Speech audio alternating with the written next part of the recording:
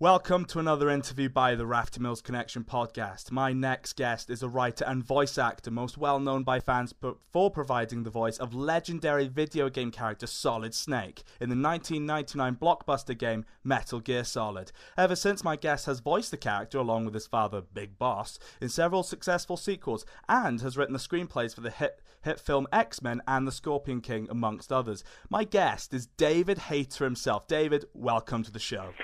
Thank you, Nick. Thank you for having me. It's a pleasure to be here.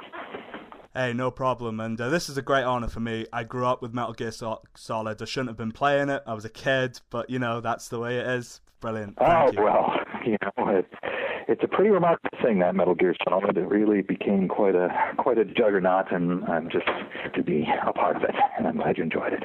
Well, let's get into it. I guess my first question is, what initially got you into acting?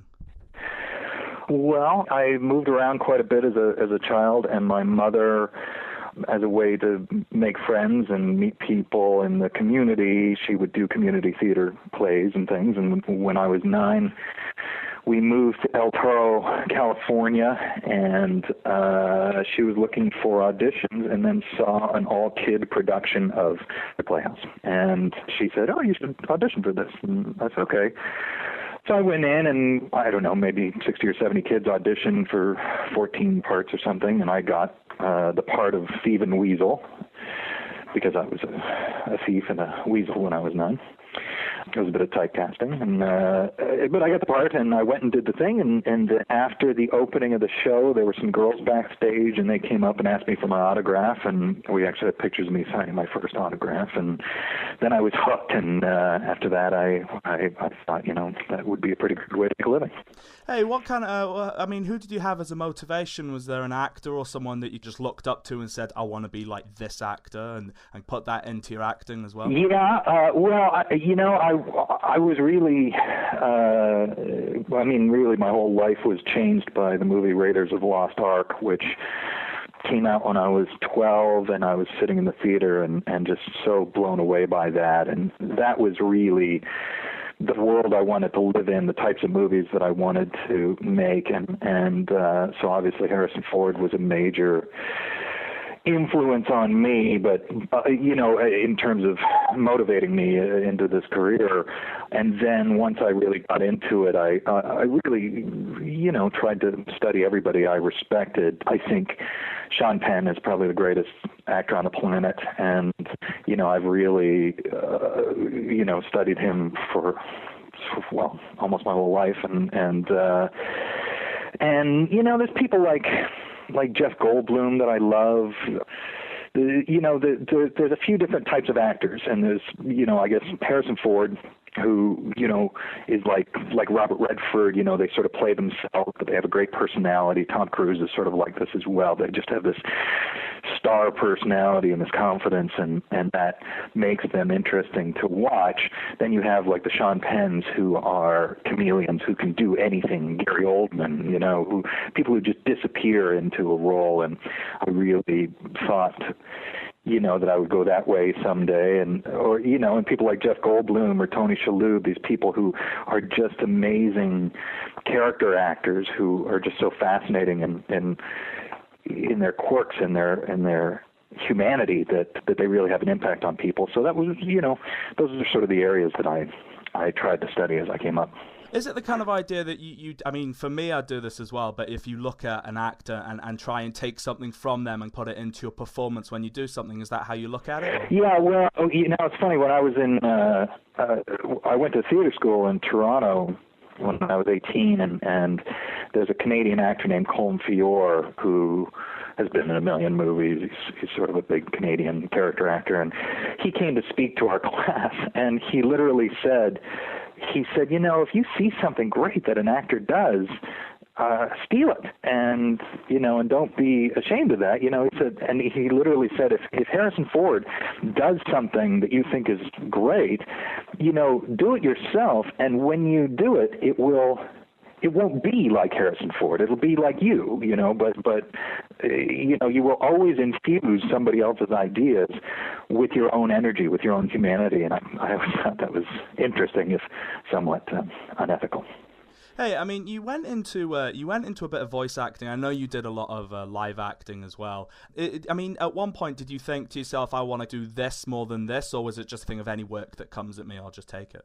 Yeah, I mean, it was pretty much a matter of that. You know, I had in '93 I starred in a movie, called Guyver, Dark Hero, which was a little sci-fi movie, and I really thought that was going to be my big break. You know, I'm starring in a movie, I'm an action hero, everything's going so well, and then it turned out that didn't mean anything to anybody, and except for, you know, a core group of fans, which has been great.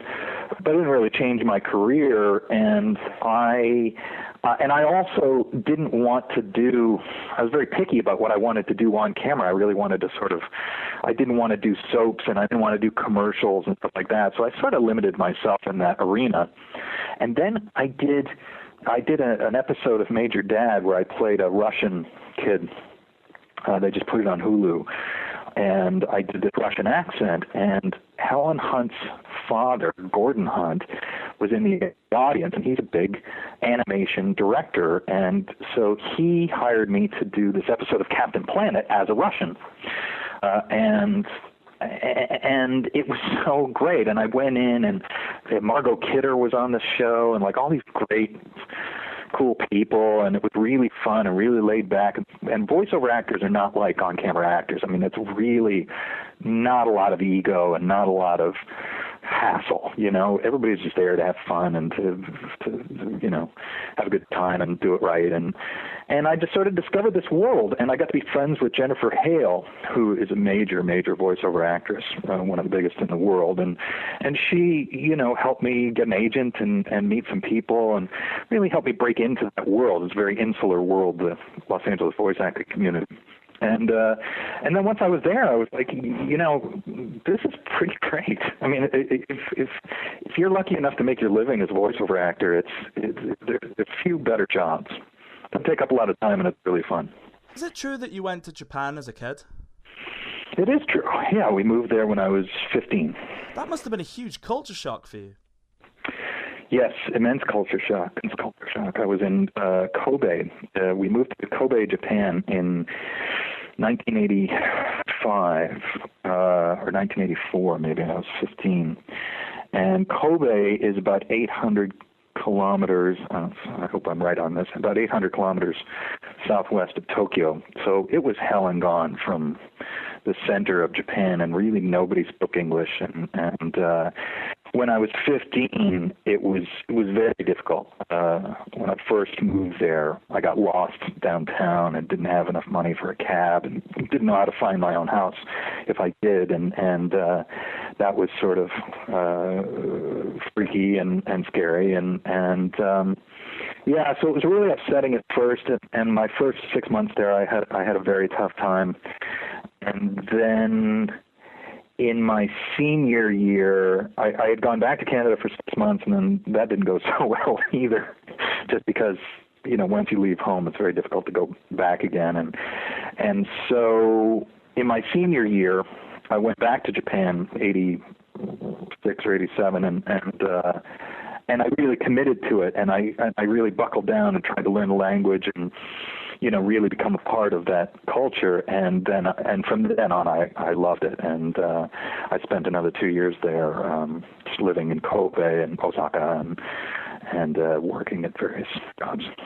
I mean, you just discussed it there. I mean, one of your major roles that a lot of people remember was Guyver. Would you say that, I mean, when you were in Japan, that you maybe became a fan? Because I know you are a fan of manga. Was that just from being in Japan, or had you been a fan of that beforehand? I hadn't really been a fan beforehand, but I was only 15. I mean, I think that's usually when Canadian kids like myself pick up manga, and so it was a good time for me to go. Part of it was just, you know, I really did a lot of anime voiceovers and Guyver and all that stuff, a lot of Japanese-centric stuff, I think because I understand the culture, you know, a lot better than most non-Japanese people, and I think I really kind of was able to provide a bridge between the intent of the original Japanese material and give it a little, American-style clarity that other people weren't able to do. So